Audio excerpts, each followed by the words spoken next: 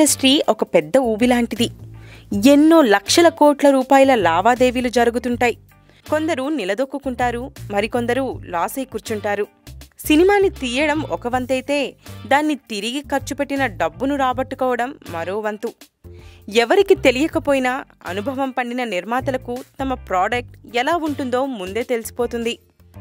ఆ మేరకే సినిమాను విపరీతంగా ప్రమోట్ చేయడం, లేదా అసలు ప్రమోషన్ కూడా దండగా అనుకోవడం, ఇలాంటి వ్యవహారాలు ఉంటాయి. ఇక శాటిలైట్ బిజినెస్ కూడా అంతే. వన్స్ స్టాక్ బయటకు వచ్చి సరైన రేటింగ్ పడకపోతే శాటిలైట్ రేటు డామ్ అని పడిపోతుంది. అందుకే వీలైనంత వరకు ముందే శాటిలైట్ రైట్ సేల్ చేసుకోవాలని నిర్మాతలు చూస్తారు. ఇంతకీ విషయం ఏమిటంటే, చెలియా శాటిలైట్ను నిర్మాత దిల్ రాజు కింద మీద పడి గురువారం రాత్రికే ఫినిష్ చేసేశాడట. 1.5 కోటికి శాటిలైట్ రైట్ సేల్ అయిందట. ఇదే మంచిదయ్యింది. ఇప్పుడు గనక చేసుంటే అంత శాటిలైట్ రైట్స్ వచ్చుండేవి కావు.